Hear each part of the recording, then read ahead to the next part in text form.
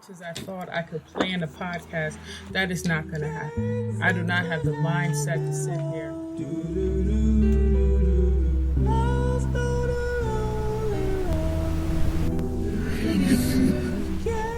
Chop up block for block how I'm going to tell you about weight loss and weight gain.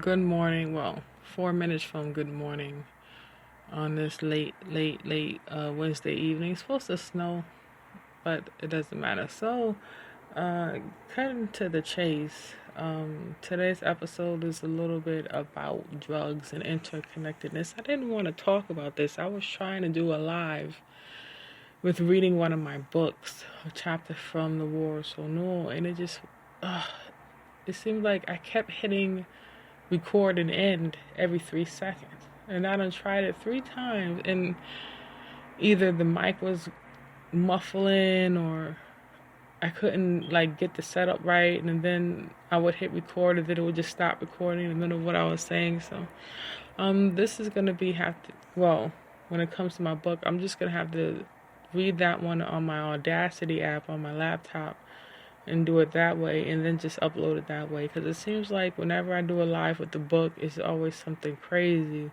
Like you can hear me turning the pages, or I'm dropping the book, or I'm fumbling the phone, and The only reason I think I wanted to talk about drugs and interconnectedness today is because of safety issues. The importance of safety. Security and safety in the same bubble. Even if I take you back in my celibacy is what? It's a form of safety. You look at post 9/11, everything is about safety.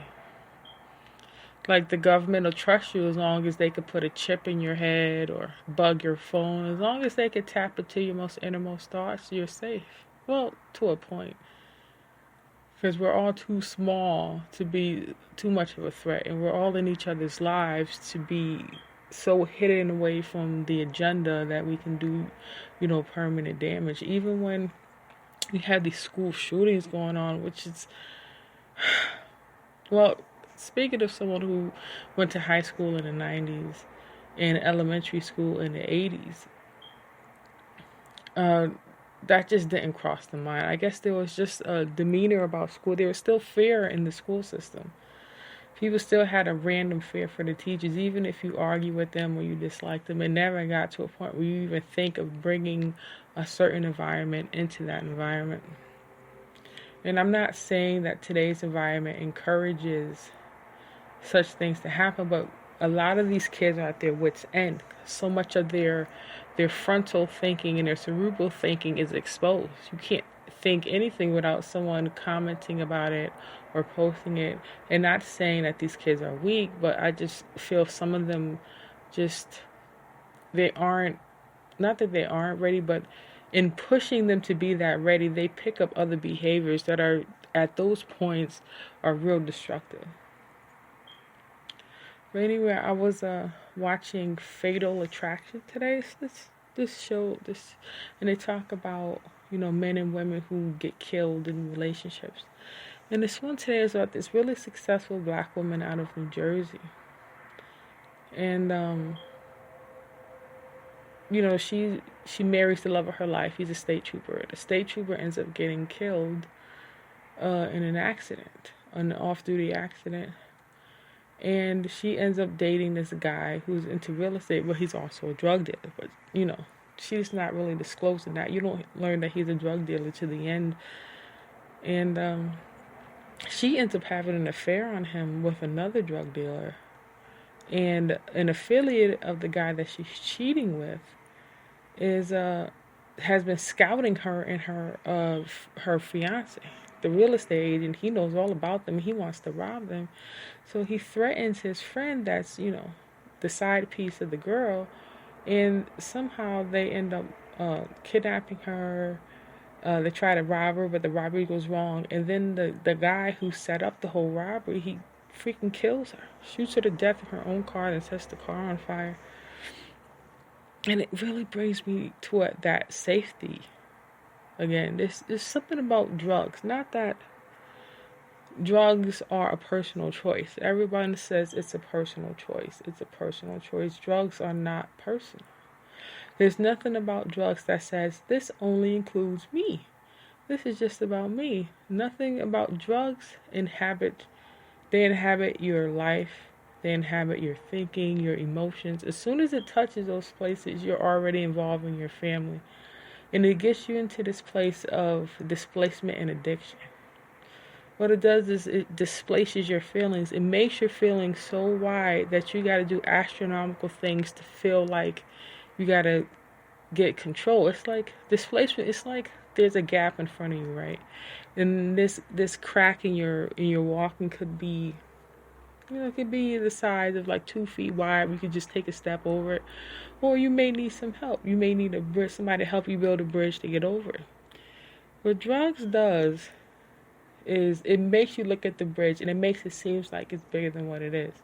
And what you do is you either take something that makes you superhuman for the moment, but then in that experience, it forces you to grab harder onto the softer issue. It makes you, in the exaggeration, it makes you exaggerate till you're bloated out of the experience, which becomes dangerous.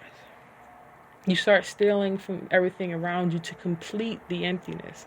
It makes the void bigger, and then you start grabbing things, and then this is when your family and those closest to you get caught in it.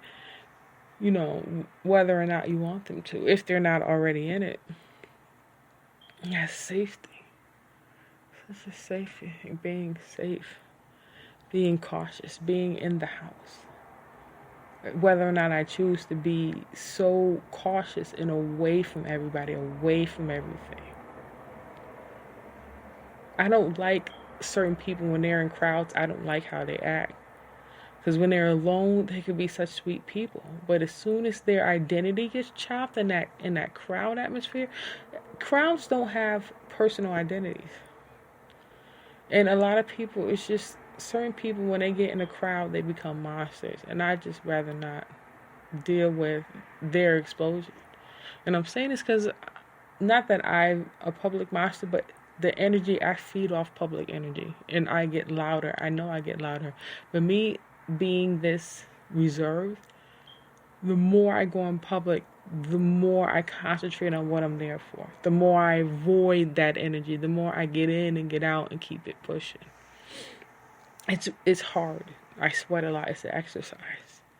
It is. Because there's something in me that wants to laugh and react and sit down and read the ingredients and the products. Just the whole waste your time, like I'm in here to look for cute guys type of thing.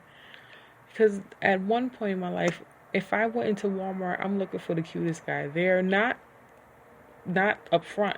It's just there in the energy, bouncing off of me. I'm doing that. I'm also shopping. I'm looking for a new look. Like all of that I have to ignore in the name of safety. We're so interconnected in most things. I'm just trying to spread this awareness of self-awareness, self-orbiting, self-inclusion, self-awareness of the danger that you are or the danger of others.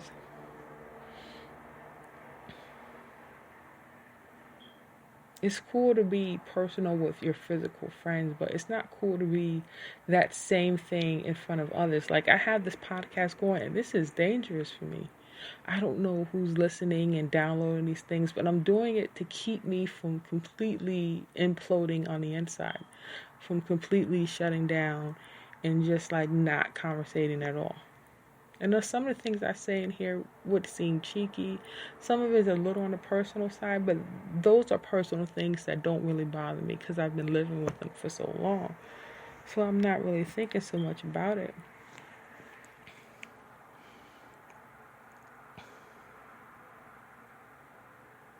Just so much. I think about who I am as a person, and there's nothing to me about to discover. I getting past my own bullshit and what I feel is important in my life. I know how to play the game at the end of the day. Like I know how to hype myself up. But I know if I want to operate in the corporate world or work a 9 to 5, that same feeling is just wood for the fire. They're just gonna take that right off the shelf and use it. You know what I mean? To push me through the system, to keep me in the system and the system going. These are,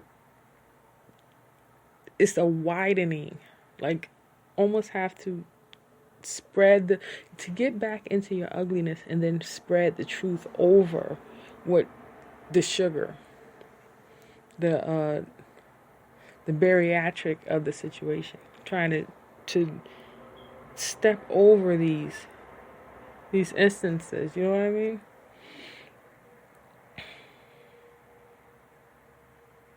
Yeah, I'm seeing the darkness. I'm becoming that which I most fear. And it's going to have to keep stretching over it. Like there was a certain type of female that I feared. And then the darkness that in my yin and my yin and my yang are so different. It's not like one is like an angel, one is like a devil, but they're both in the same casing. So you can't really tell the difference between the two. It just seems like the same person on the same plane going up and down. But with me, it's like my yin and yang is so diverse. Like the one that I'm afraid of is the nicest, meekest person in the world. She's who I'm afraid of because of her ability to forgive people and her ability to fix and to still love regardless of how broken she feels. And the yang of me is the most destructive, naive person I've ever met in my life. But she's the energy that I miss so much. Her energy was everything I was, but it was just out of control. It was just bouncing off of anything, crashing through things, breaking things. There was no filter. And then when I get control of that energy, it destroys my body from the inside out. And now I have to forgive just to take my next breath. If I'm not forgiving, I'm not breathing. Forgiving my own abuses against myself, people close to me who abuse drugs, who abuse my trust, or getting so burned in certain areas of my life that I can't rely on those answers ever again. I can't afford to trust anybody who operates near those scars. It's so painful to look at. You know what I mean? It's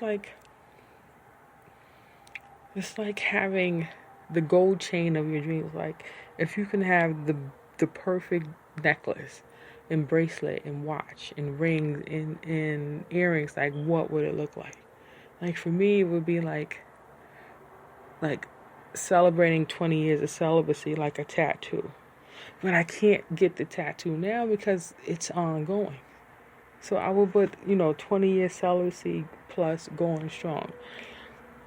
That would be a great tattoo for me if I couldn't get it on a necklace.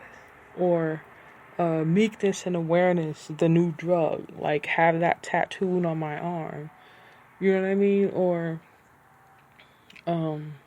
standing your ground for the right of liberty and happiness. Just things that come when you soften to the wounds you've accustomed yourself to in the name of safety, in the name of interconnectedness. Just knowing the fire that's going to come through you in the name of those you love and those you have to forgive. It's frustrating when I go to my thoughts to think and those thoughts are occupied by other people. It's like a community thought train that runs through my life.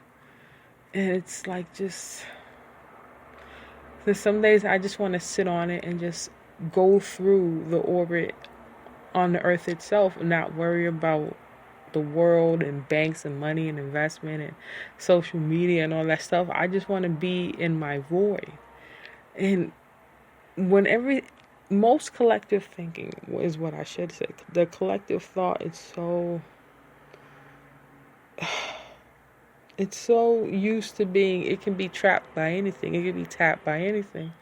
And me wanting to be alone with it is like falling in love with community penis.